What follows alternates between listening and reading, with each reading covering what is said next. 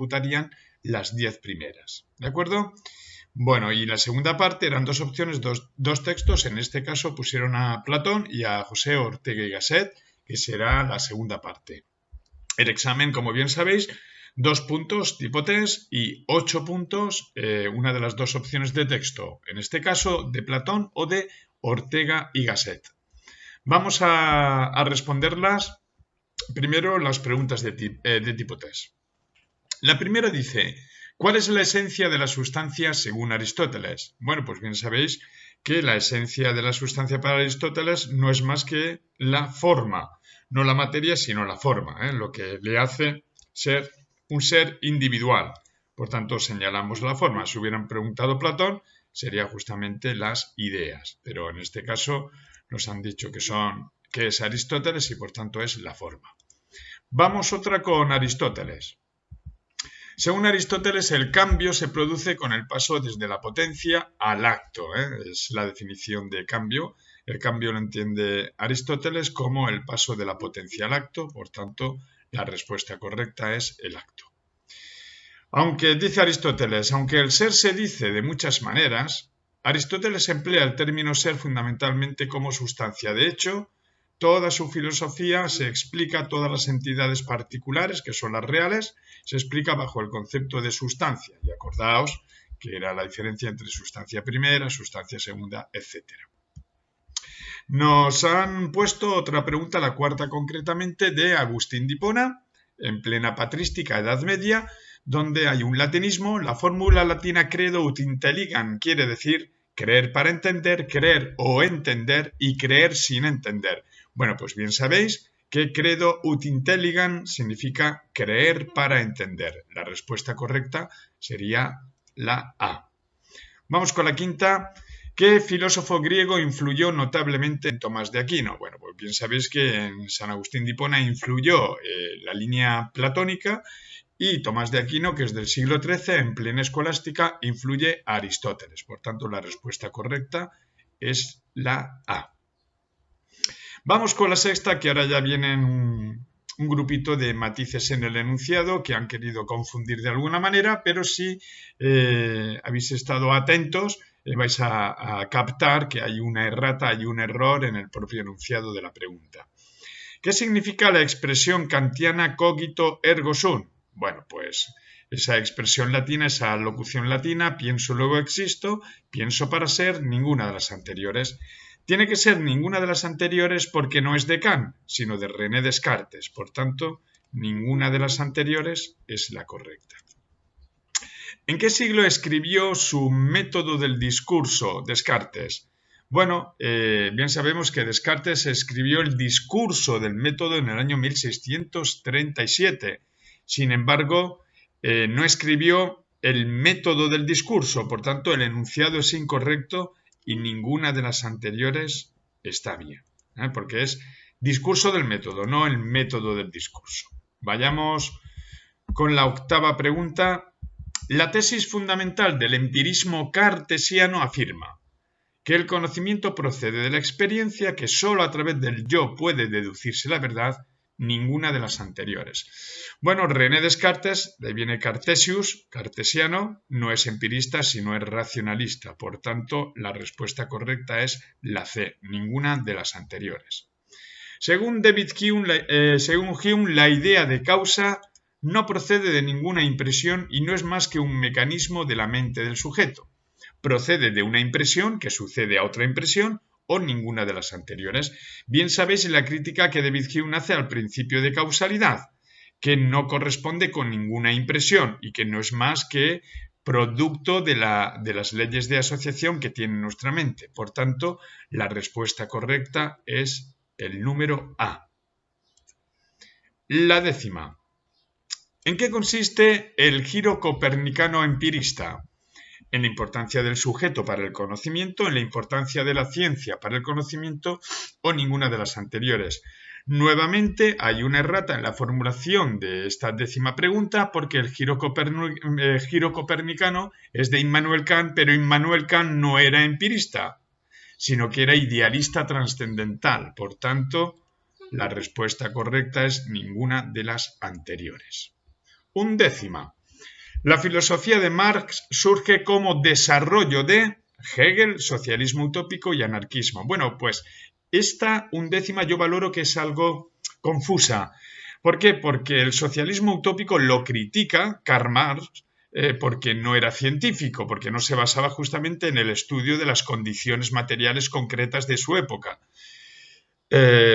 Si se entiende desarrollo como la interpretación de la postura idealista de Hegel en clave materialista, de hecho Karl Marx es de la izquierda hegeliana, se considera la respuesta que sería a Hegel y no el socialismo utópico, porque de hecho lo rechaza frontalmente. Por eso, porque es utópico y no es concreto. La duodécima. Según Karl Marx, el opio del pueblo, esta no puede tener confusión alguna, porque según Karl Marx, las personas viven oprimidas, su conciencia colectiva está adormecida, opio del pueblo, a causa sobre todo de la religión. Por tanto, la duodécima, la respuesta es la religión. Vamos con la 13. ¿Qué quiere decir Nietzsche con la frase yo soy yo y mis circunstancias? Bueno, que yo soy mi voluntad de poder, que el yo se constituye en su realidad circundante o ninguna de las anteriores. Bueno, en el supuesto que lo hubiera dicho Nietzsche esta expresión, pero esta la dijo José Ortega y Gasset, por tanto, ninguna de las anteriores es correcta. Vamos con el número 14. Ortega y Gasset sostiene la teoría del perspectivismo, del objetivismo o ninguna de las anteriores. Bueno, bien sabemos que en una primera fase José Ortega y Gasset era objetivista, después pasó justamente al circunstancialismo y desarrolló toda su filosofía madura en el racio-vitalismo. En el ámbito del conocimiento, él defiende justamente el perspectivismo como consecuencia justamente de esa razón histórica, no de esa razón pura de corte idealista, ni siquiera de corte idealista. Por tanto, la respuesta correcta es el número 14, el perspectivismo. Y por último, Nietzsche afirma que el espíritu humano se puede transformar en camello, león y niño, camello, niño y águila, o ninguna de las anteriores.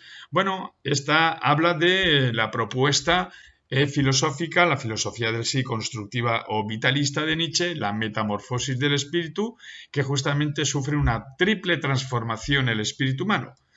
El camello que representa la sumisión, el león que representa la rebelión y el niño que representa justamente lo lúdico, lo festivo, lo creativo, lo afirmativo. Por tanto, la respuesta correcta sería la A. Bueno, pues ya tenemos respondidas, a ver si lo puedo subrayar. Ya tenemos respondidas, a ver si lo puedo hacer. Vale, perfecto, ya está. Bueno, vamos a resolver la segunda parte del examen, que es el comentario de texto. Se ofrecen dos fragmentos, en este caso ha sido el fragmento de Platón, del libro de la República, el libro séptimo, y la opción B era de José Ortega y Gasset, del libro que iba propuesto para las pruebas PC-UNED, que es la filosofía, ¿de acuerdo? Bueno, pues vamos a resolver las tres primeras cuestiones de Platón, opción A, y después resolveremos la opción B de José Ortega y Gasset.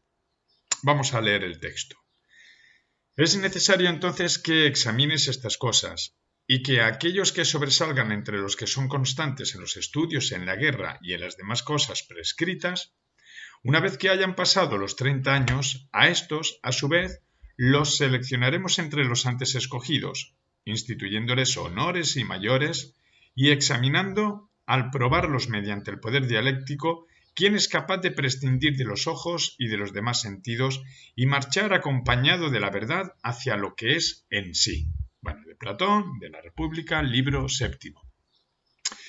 Bueno, en general este fragmento es bastante sencillo porque está diciendo que va a hacer una segunda criba, una segunda poda, una segunda selección entre aquellos, digamos, que sobresalgan tanto en los estudios, por tanto la capacidad intelectual, cuanto en las artes bélicas, por tanto estaría hablando de esa valentía, de esa virtud de la valentía propia del alma irascible o volitiva, en las demás cosas prescritas, es decir, que tengan moderación, que tengan valentía y que tengan sabiduría. dice, bueno, y a partir de los 30 años, que más o menos en el proceso educativo de Platón, a los 30 años es cuando termina de estudiar el arte matemático que está juntamente con las artes bélicas, es cuando a estos se le va a seleccionar entre ellos, entre aquellos que tienen, diríamos, el arte no dianoético, sino el arte dialéctico, el arte del pensamiento discursivo y matemático, van a ser seleccionados para ser, diríamos, educados en el último eslabón, en el último peldaño del proceso educativo a través del poder dialéctico para que lleguen al conocimiento pleno de lo que es en sí. Y esta expresión en sí en Platón siempre hace referencia a las ideas. Expresiones como en sí o para sí justamente son expresiones que aluden directamente al concepto de idea. Y acordaos que una idea para Platón es una realidad subsistente en sí misma. En definitiva, el texto está proponiendo justamente la última fase de aquellos que van a ser destinados al gobierno de la polis, a los filósofos gobernantes. Vamos a volcar, por tanto, tras haber hecho una comprensión de este texto de Platón, vamos a ver cómo se podría quedar en el formato que nos exigen en las pruebas PC-UNED. Acordaos que nos exigen que identifiquemos la idea principal con formato de tesis normalmente y después las razones o los argumentos por las cuales se está justificando esta tesis que se ha mencionado. Podemos empezar contextualizando un poquito este fragmento que es justamente del libro séptimo de la República y como bien sabemos Platón presentó un modelo ideal de gobierno que él lo denominó aristocracia meritocrática o bien el gobierno de filósofos. Bueno, tras haber enmarcado, diríamos, el contenido que vamos a desarrollar con nuestras palabras, vamos a hacerlo. En esta ocasión, pues la tesis principal que presenta afirma que las mejores naturalezas serán seleccionadas para acceder al grado supremo del conocimiento. ¿A través del poder dialéctico? ¿Con vistas a qué? ¿Con provisión a qué? ¿Con el objetivo de qué? Bueno, de gobernar la polis. Esta es la idea principal, por tanto, del fragmento que nos proponen. Y la desarrolla en el texto muy bien estructurado, exponiendo en primer lugar los requisitos que deben tener aquellos que tienen que acceder a la edad de los 30 años, lo dice expresamente, al conocimiento dialéctico. Hace una enumeración muy precisa para que no haya lugar alguna de a quiénes seleccionar, solo los que sean virtuosos, que él dice sobresalgan en el estudio, en el manejo del arte bélico y en similares cuestiones. Una vez que ha dicho eso Platón, ha expuesto los requisitos y cuando hay que probar cuáles serán capaces de, usando solo el entendimiento, acceder al conocimiento de las esencias de todas las cosas, las ideas, pero no como lo hacen los matemáticos implícitamente en el texto hace referencia a ellos, sino por medio del solo uso de la razón.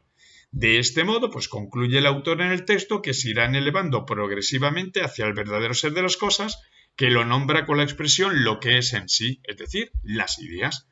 Bueno, pues ya tendríamos resuelto el resumen, la síntesis, el comentario de texto de Platón.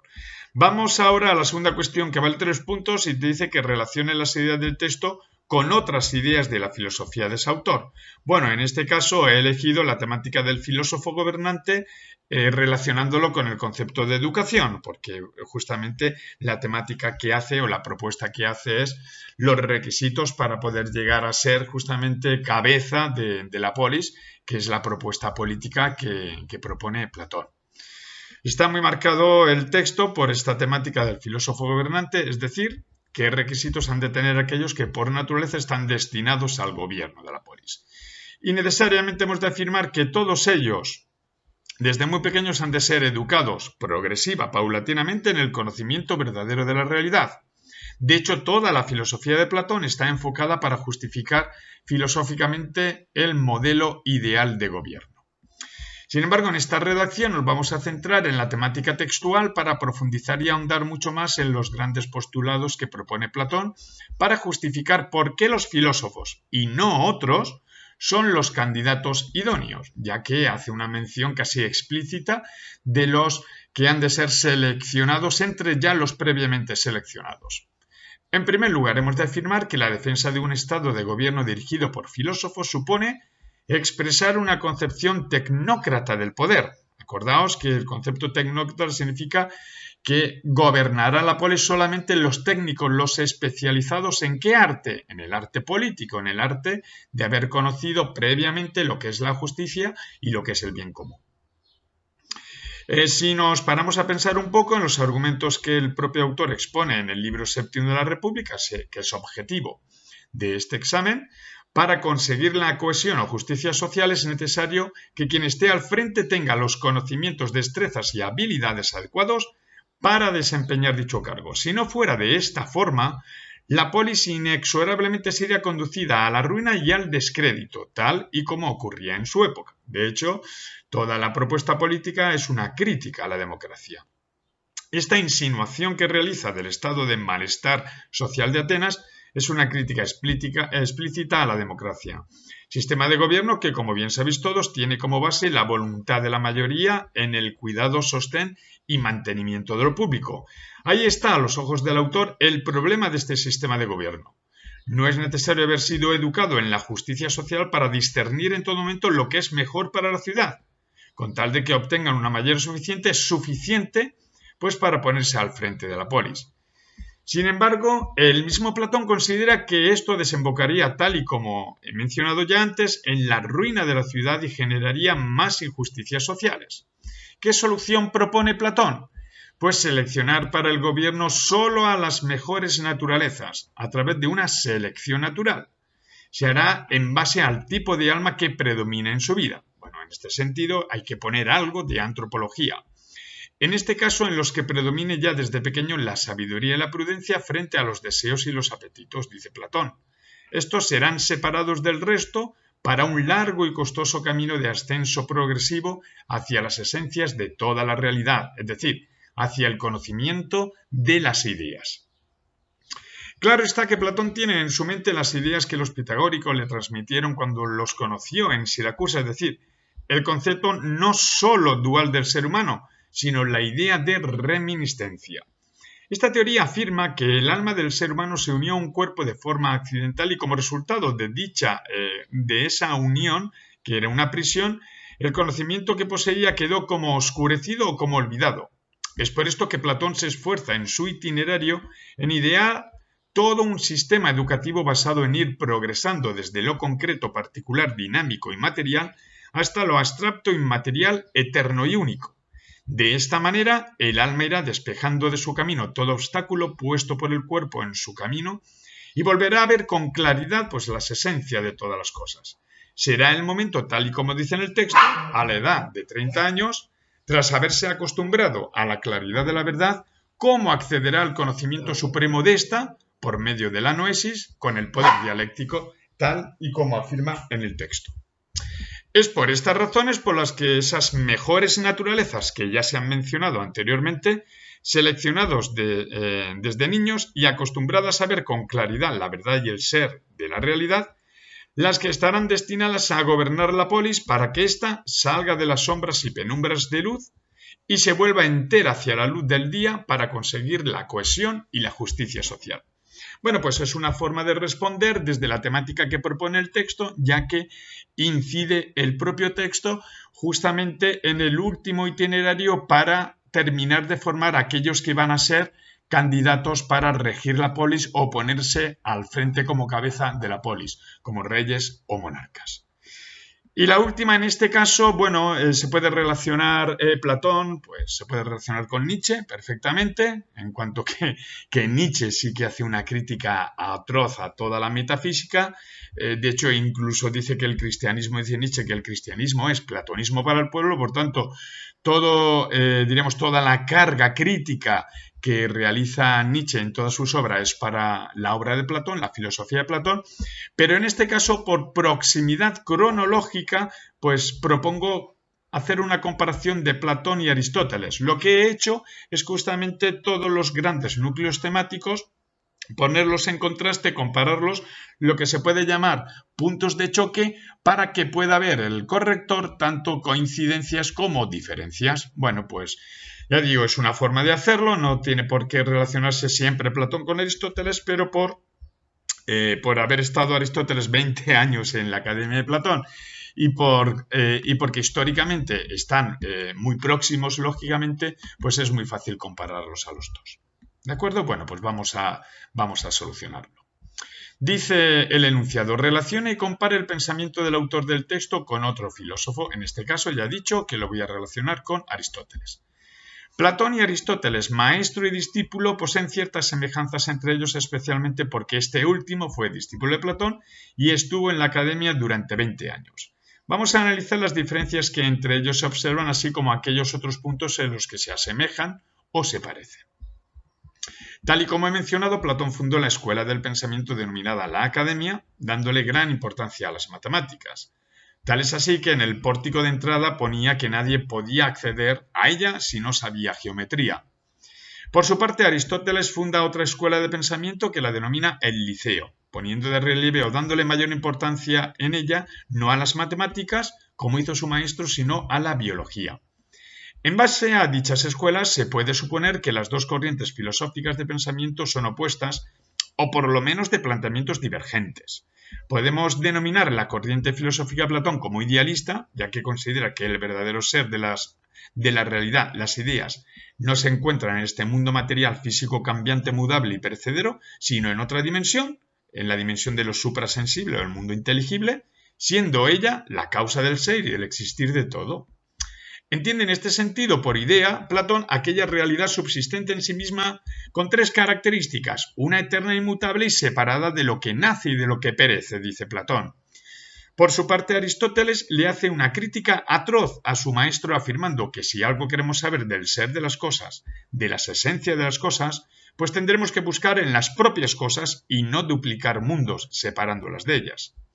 Comparten en este sentido la búsqueda de las esencias, pero los diferencia dónde se encuentra la esencia. En Platón, en la región sensible, y para Aristóteles, en las propias cosas, negando en este sentido el concepto de idea como entidades separadas de las cosas y con los rasgos de eternas, inmutables y únicas. Y por ello la filosofía de Aristóteles se la puede denominar como realista o realismo. Vamos a la concepción antropológica de ambos, respecto a la concepción que tiene del ser humano.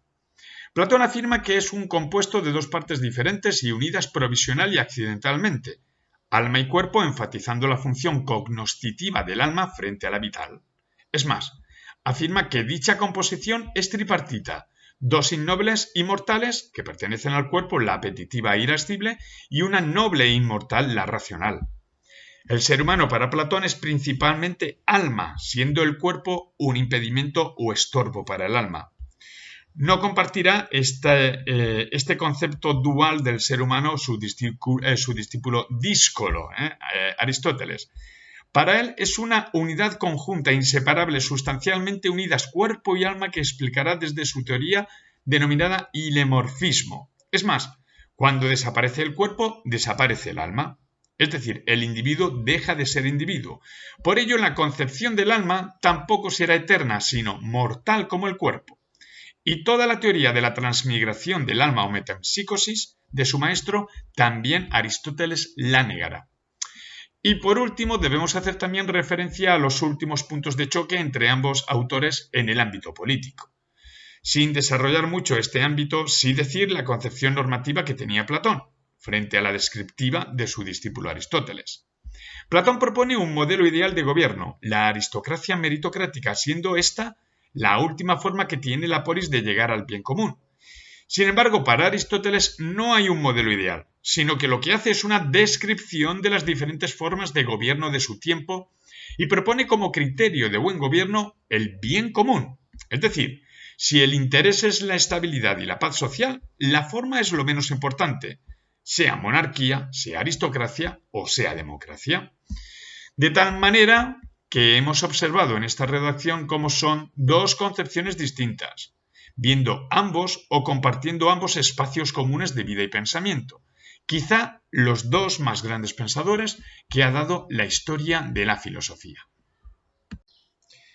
Vamos a solucionar ahora la opción B, que fue la propuesta de José Ortega y Gasset, por tanto de la Edad Contemporánea. Pusieron dos opciones de dos núcleos históricos, que fue justamente la Edad Griega, donde teníamos a Platón y Aristóteles, y por tanto pusieron a Platón, y la Edad Contemporánea, que en temario teníamos tres, que era Karl Marx, Nietzsche y por otra parte Ortega y Gasset, y pusieron a José Ortega y Gasset.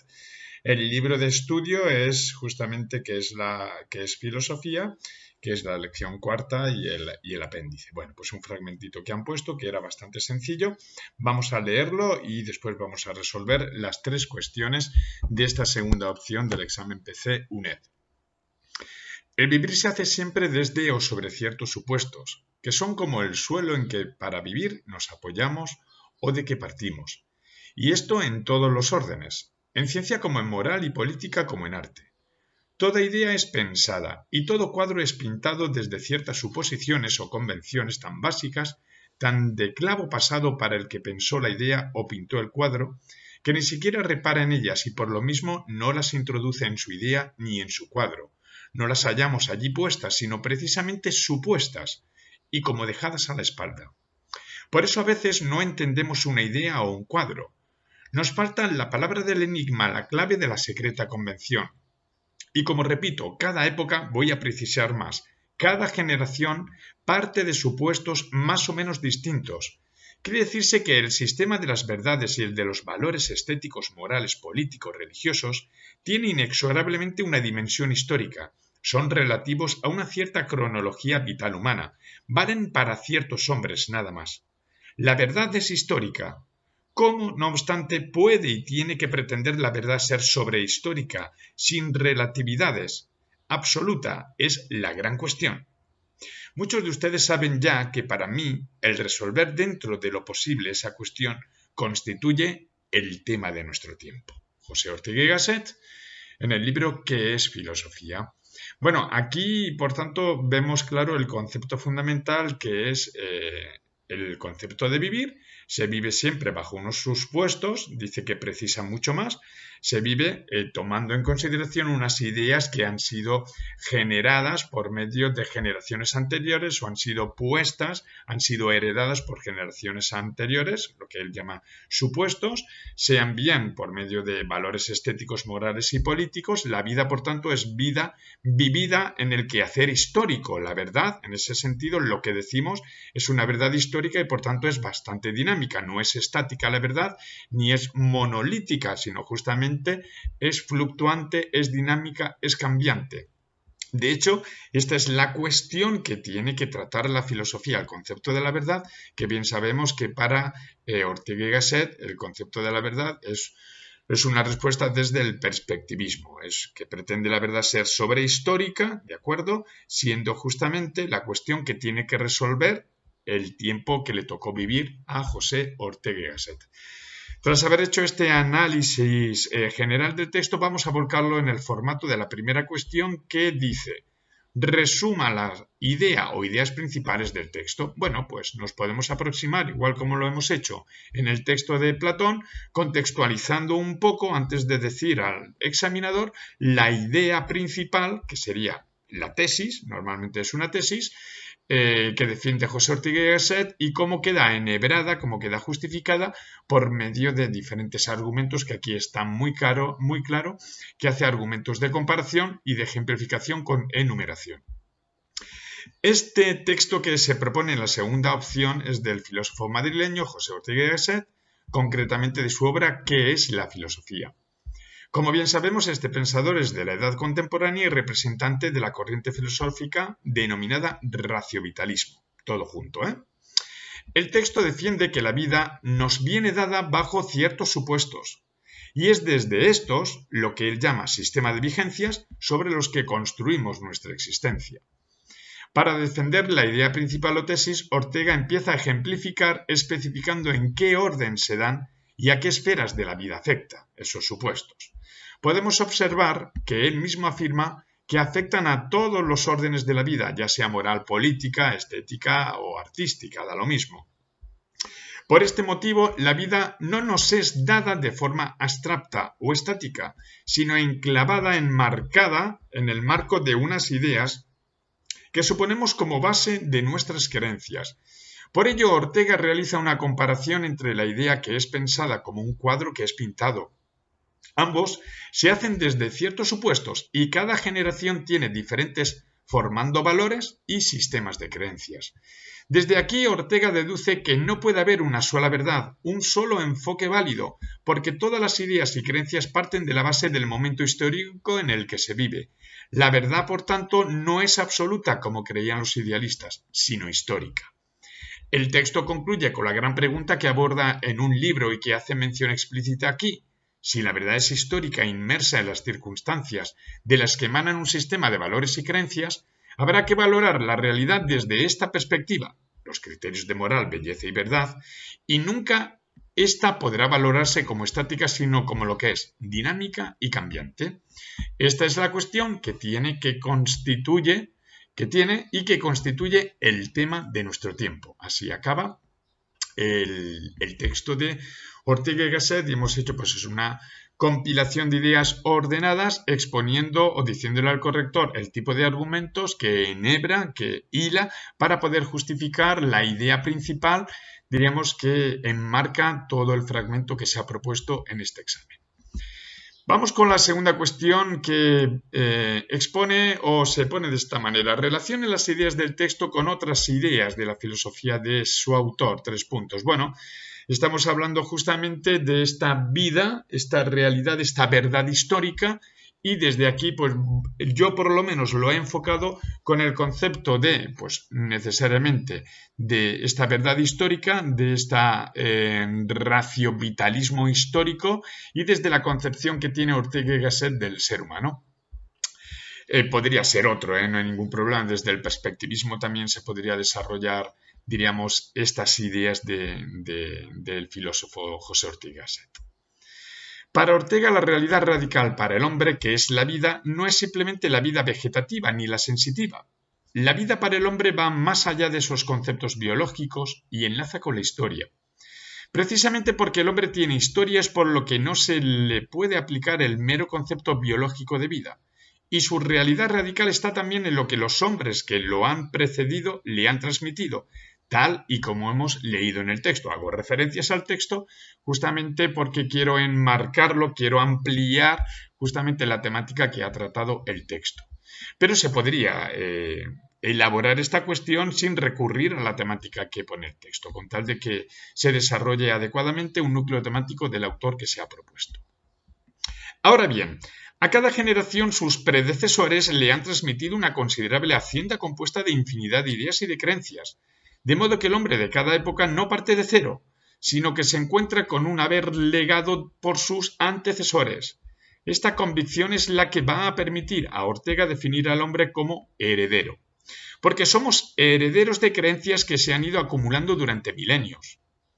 Por este motivo se hace imprescindible alcanzar una conciencia histórica y esa conciencia histórica perfeccionarla.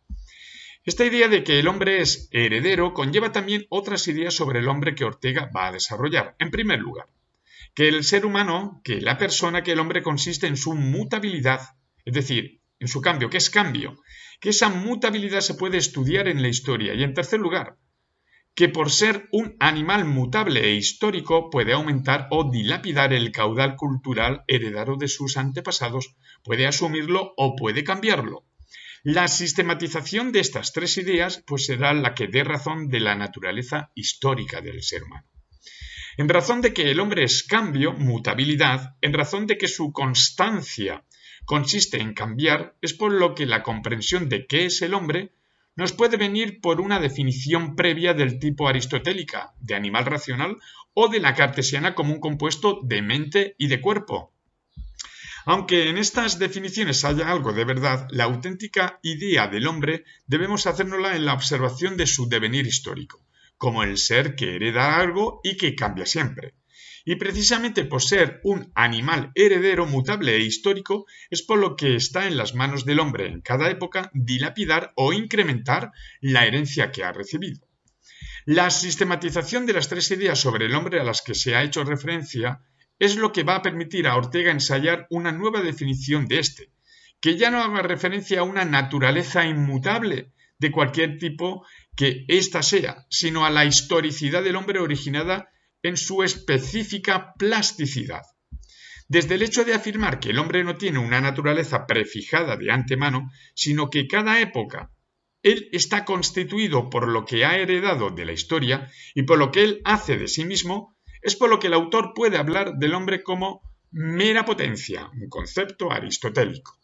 El recurso al término aristotélico potencia es muy acertado para expresar la idea de la plasticidad del ser humano, porque este ser que nace individual y socialmente, como un animal sin ninguna marca definida, tiene en sus manos llegar a ser infinidad de cosas. Es futurizo, acordaos el concepto futurizo. Por ser el hombre mera potencialidad indeterminada, en él el paso de la potencia al acto no tiene un sentido único, sino que puede tener infinidad de ellos. El hombre puede ser muchos actos. Por radicar la naturaleza del hombre precisamente en no tener ninguna, sino en ser un animal heredero de la historia, plástico y con capacidad de hacerse a sí mismo, hay que entenderlo como el fruto de la relación entre el pasado y el futuro.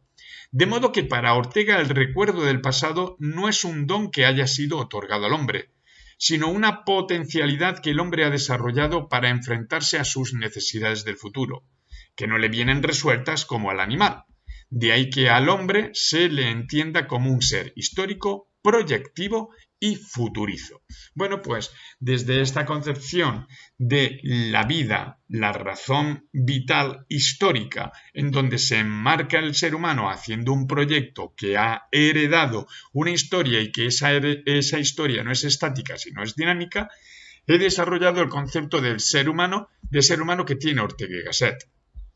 En la misma línea, y así enmarco todo el examen, desde esta orientación en la misma línea, en la tercera cuestión que expone relación y compara el pensamiento del autor del texto con otro filósofo, pues me he detenido comparar José Ortega y Gasset con otro filósofo que habla de la razón, pero no de la razón vital, sino habla de la razón matemática, geométrica o la razón parafraseando a Kant, la razón pura.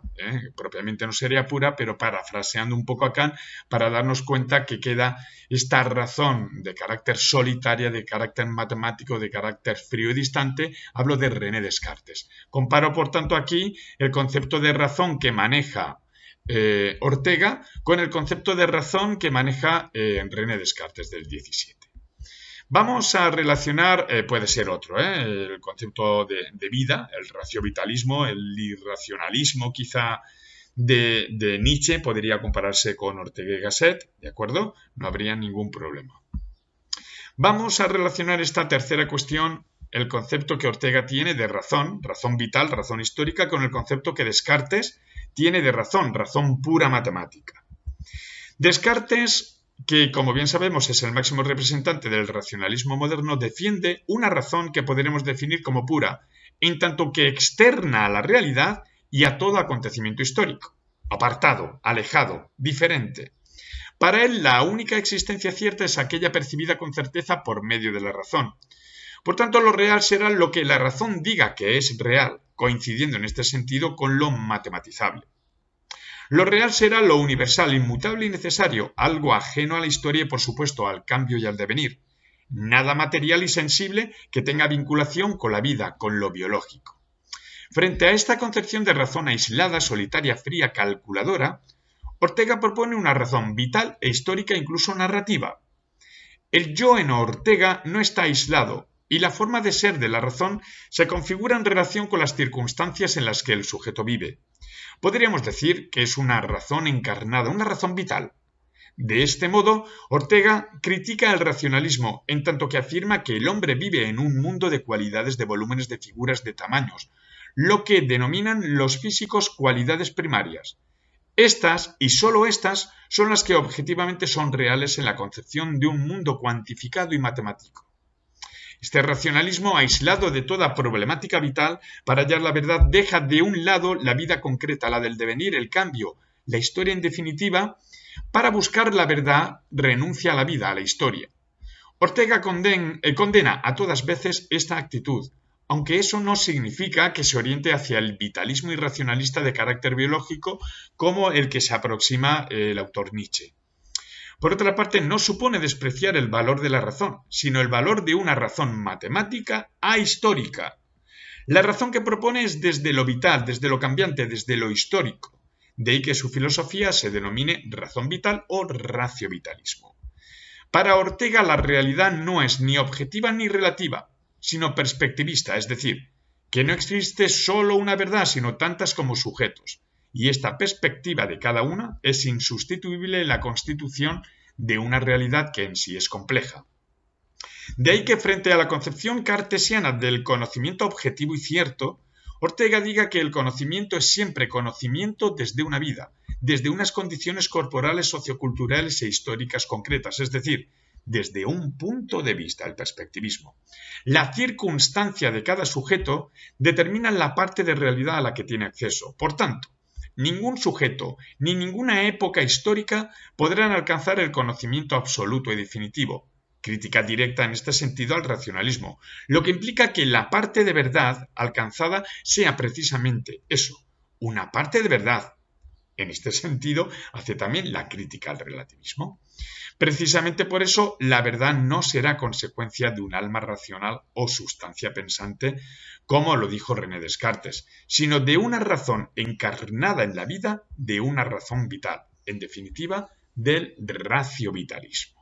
Bueno, pues con esta tercera cuestión hemos acabado de corregir el examen de mayo de aquí de PC EBAU, de PC UNED, de aquí de Valencia.